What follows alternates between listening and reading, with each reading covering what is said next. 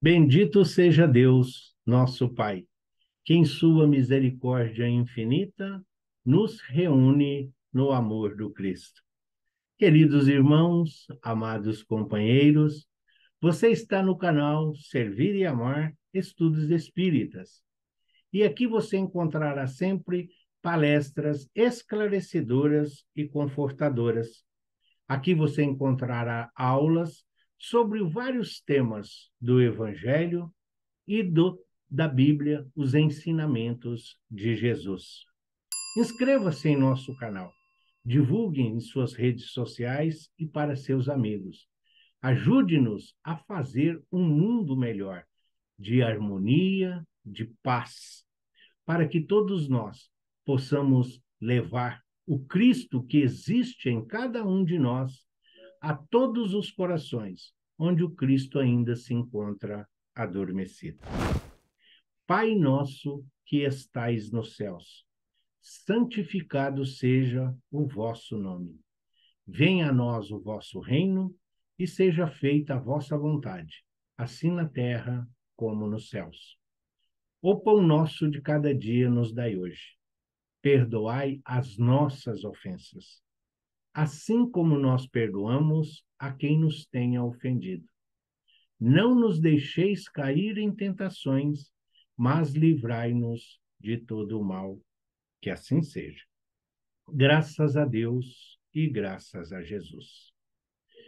Do livro Palavras de Vida Eterna, ditado pelo Espírito Emmanuel, ao nosso saudoso Francisco Cândido Xavier, hoje nós vamos ver a lição de número 45, que tem por título No Sustento da Paz.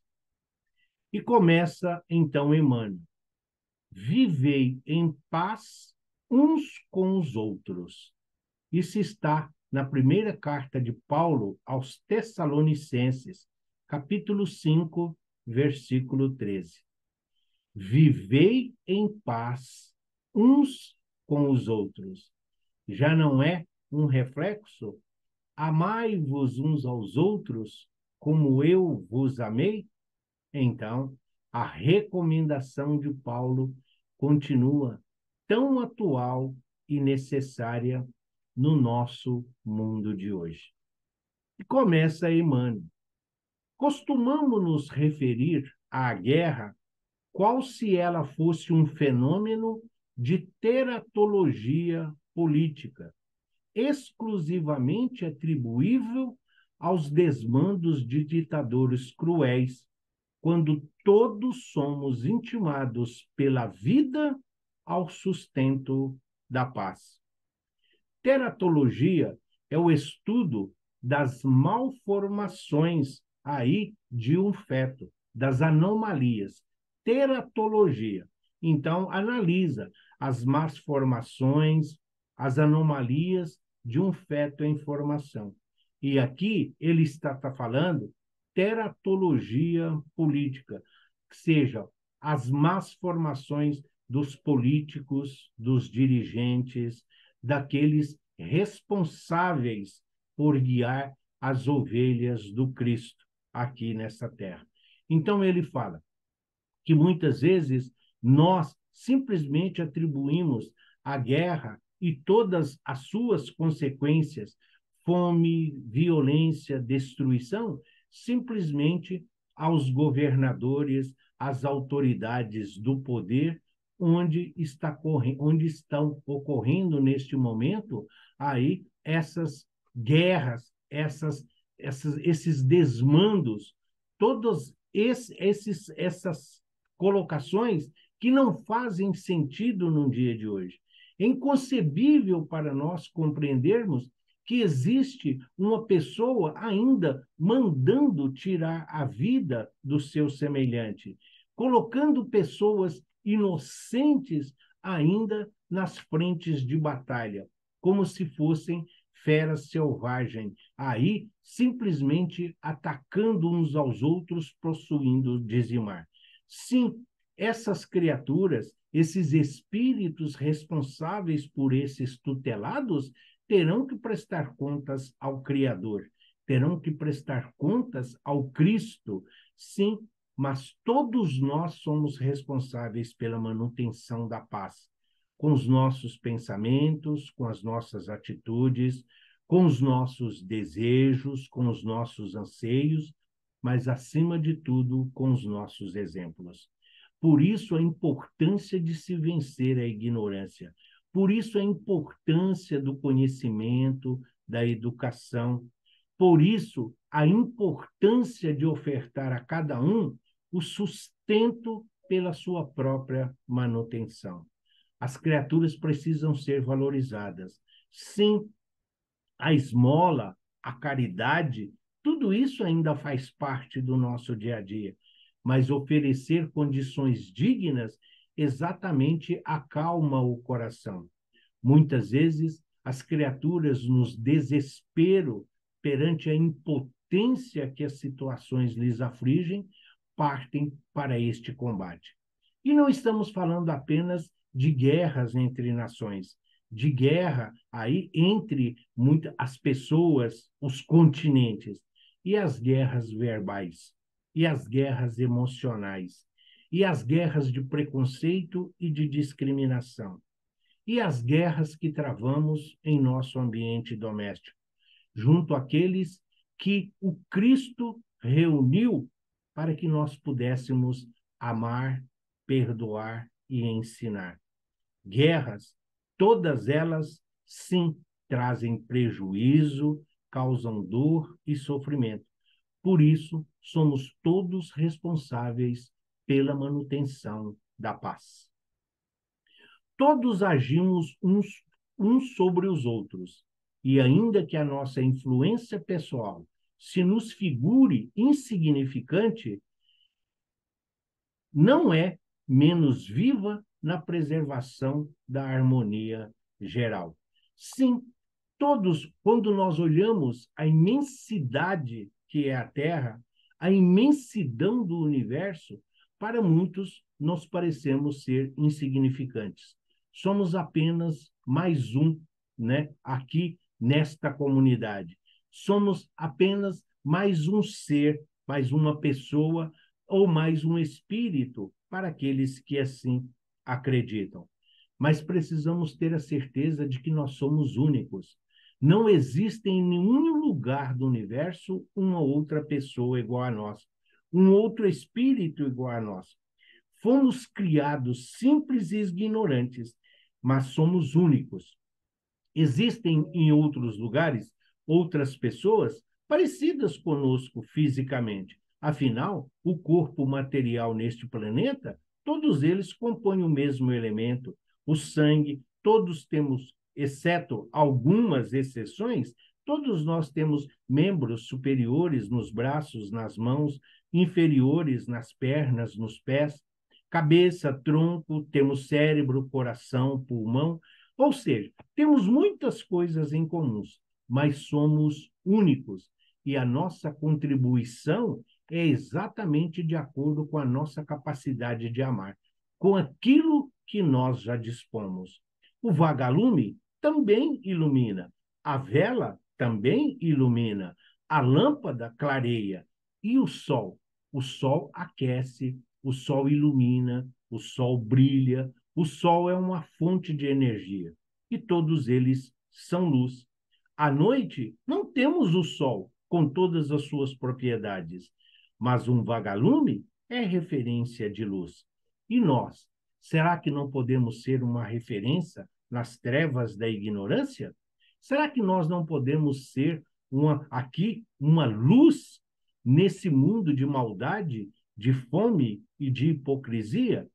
Por que não iluminarmos as mentes e os corações com amor, com paciência, com piedade e, acima de tudo, com resignação?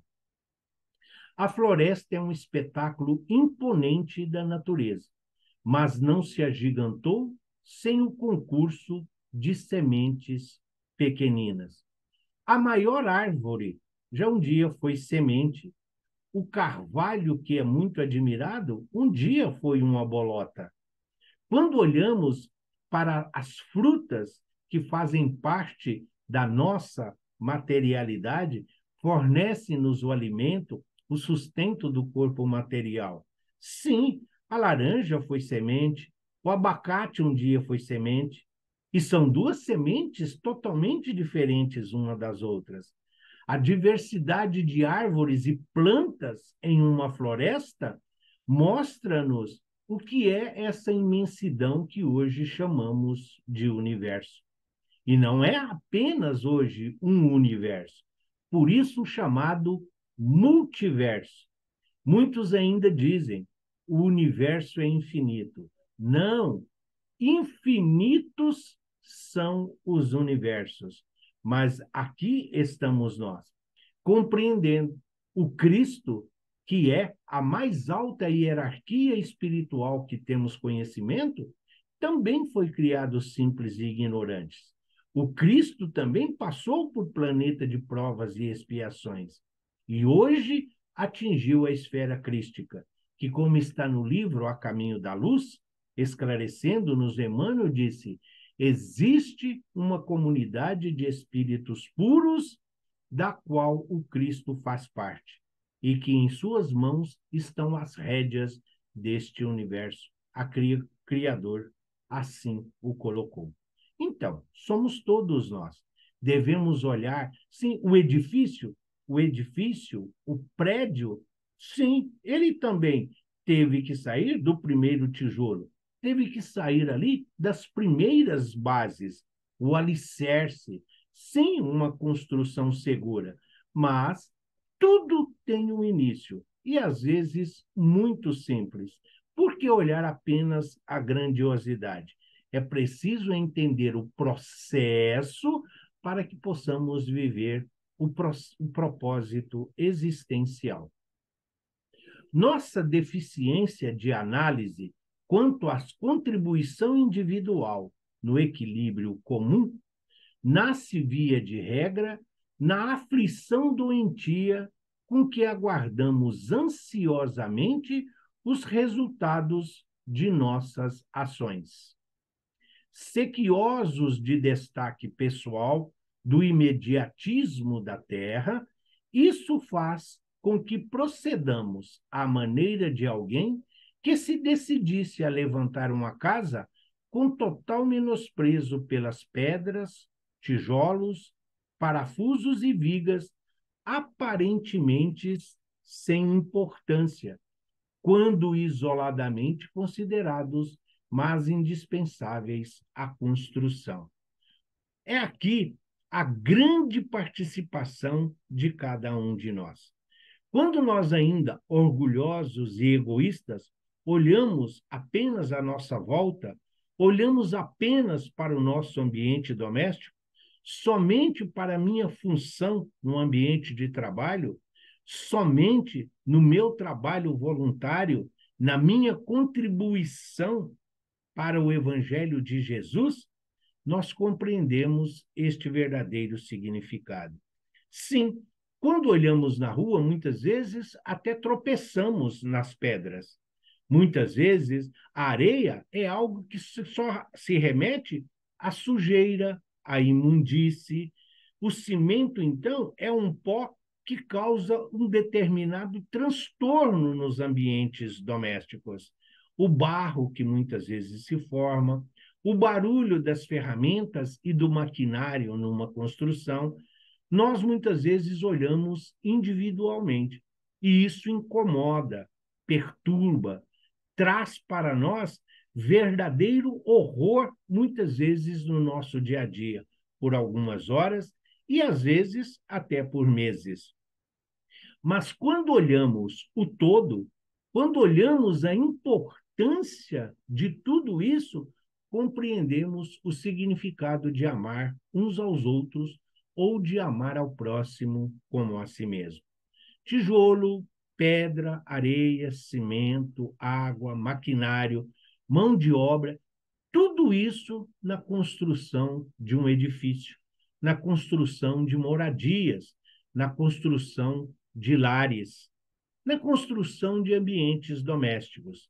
Ali temos amor, dedicação, ali temos o suor de muitos, a vida de muitos.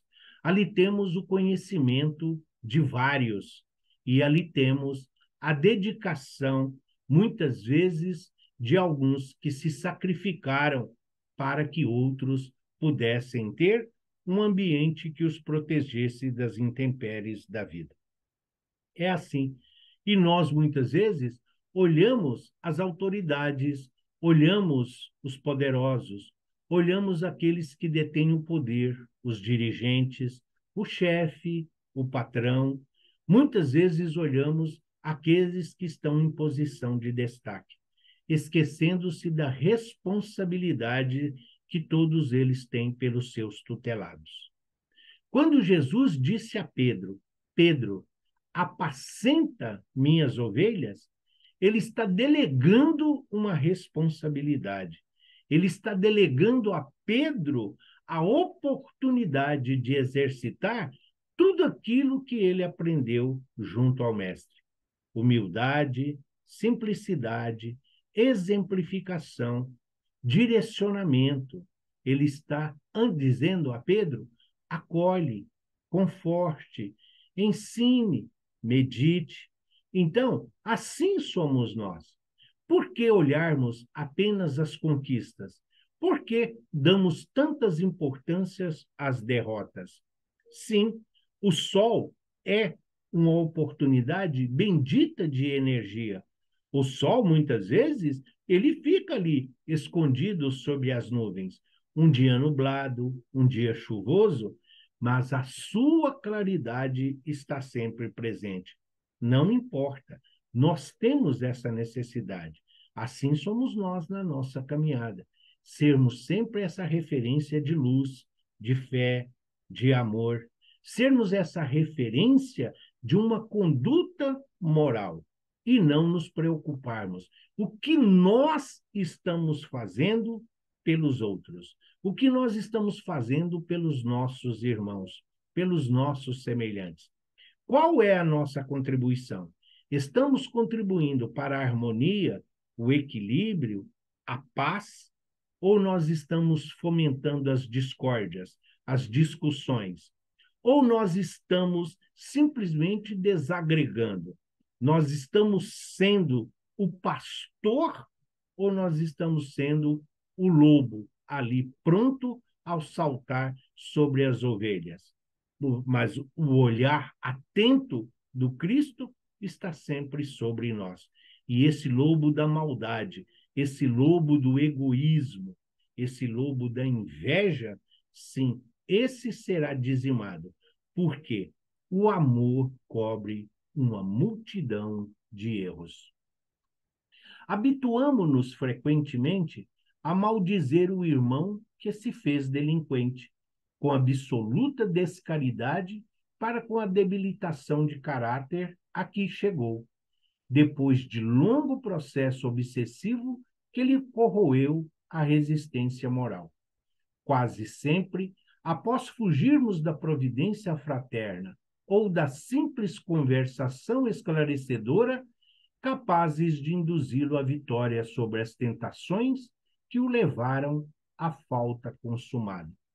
Muitas vezes os irmãos que nos procuram, não só no trato da obsessão, da dificuldade que eles no momento estão passando, do sofrimento, mas muitas vezes nós tratamos como malfeitores, como os infratores, tratamos como pessoas vis, simplesmente não olhando o seu pretérito.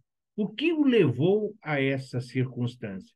Se nós espíritas, compreendendo os ensinamentos de Jesus, sabemos que não existem penas eternas, se nós que estudamos, se nós que hoje procuramos compreender os ensinamentos de Jesus, sabemos que ninguém foi criado para o mal, então nós compreendemos que essas criaturas estão neste planeta, cumprindo as provas e expiações de imprudências ou de negligências de um passado muitas vezes recente.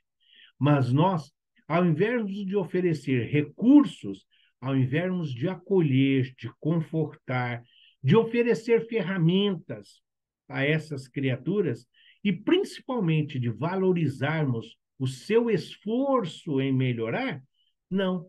Nós sempre fazemos uso dessa discriminação. Damos muito valor ao exterior, ainda a forma como se vestem, a forma, muitas vezes, como se falam, aquilo que muitas vezes não são condizentes com o seu desejo ou com a sua vontade. Ninguém se transforma em um morador de rua, ninguém deixa um ambiente doméstico para viver as trevas à margem da sociedade porque gosta, porque sente prazer. As pessoas são influenciadas, as pessoas são influenciáveis.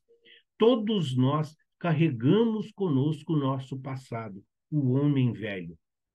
E esse homem velho se manifesta, trazendo, sim, as adversidades e as consequências.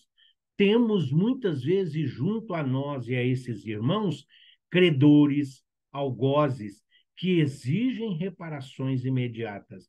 E, muitas vezes, nós ainda não somos capazes de quitar esse débito, capazes de quitar essa dívida.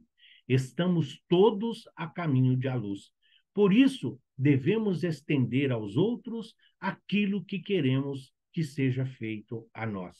Assim como buscamos nos benfeitores espirituais, nos nossos anjos guardiões, nos nossos protetores, na nossa família espiritual, nós devemos zelar por esses irmãos. Não olhando com o olhar crítico da reprimenda, mas corrigir, procurar oferecer a eles as condições dignas para que eles próprios possam se sustentar. Mas, acima de tudo, enaltecer a sua coragem, a sua dignidade. Sim, porque muitos estão à margem da sociedade, mas mantêm os seus valores morais. Nem todos são assassinos, nem todos estão ligados à drogadição, nem todos são promíscuos, mas nós, devido muitas vezes à nossa ignorância e falta de caridade, nós os colocamos todos em uma vala comum. Valorizemos o nosso irmão. Aquele que se encontra decaído, aquele que se encontra em dificuldades, uma vez que conseguiu sair desta situação e alcançou o patamar da compreensão e do entendimento, deve ser aplaudido e deve ter o seu reconhecimento, sim, aplaudido por todos nós. É o seu esforço, é a busca do seu entendimento. Então, juntos nós estamos fazendo a manutenção da paz. A paz do Espírito, que é a paz que o Cristo nos deixou, e a paz do mundo, não ficando revoltado, não trazendo blasfêmias junto ao Criador, compreendendo que nós somos responsáveis, nós somos aí os autores do nosso destino.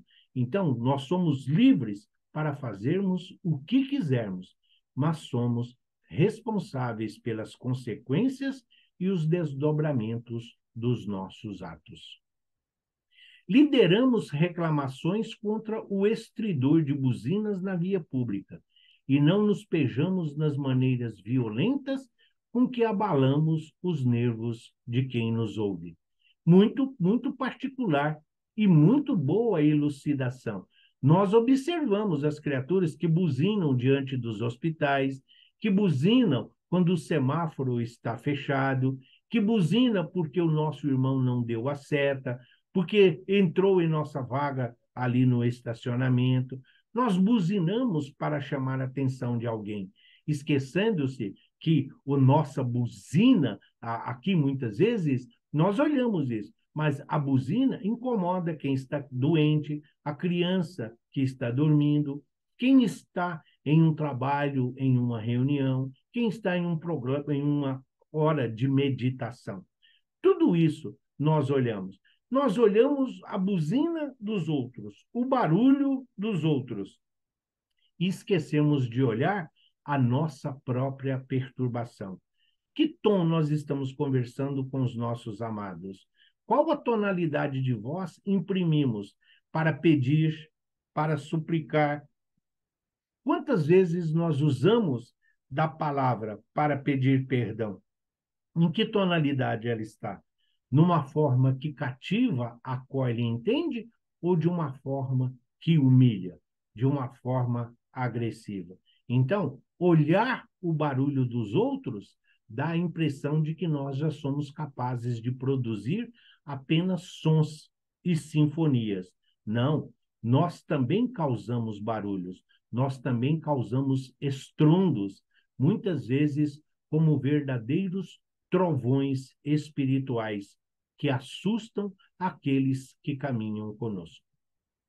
Todos somos chamados à edificação da paz, que, aliás, prescinde de qualquer impulso vinculados às atividades de guerra e que, paradoxalmente, depende de nossa luta por melhorar-nos e educar-nos, de vez que paz não é inércia, e sim esforço, devotamento, trabalho e vigilância incessantes no serviço do bem. Nenhum de nós está dispensado de auxiliar-lhes a defesa e a sustentação, porquanto muitas vezes a tranquilidade coletiva jaz suspensa de um minuto de tolerância, de um gesto, de uma frase ou de um olhar. Todos nós somos chamados a construir o nosso edifício, partindo de um alicerce e de uma base segura que nos dará a paz no futuro. Mas todos nós estamos no condomínio da coletividade. Se cada um ali constrói a seu próprio lar, constrói o seu próprio edifício, como está fazendo a edificação se nós estamos em estágios diferentes?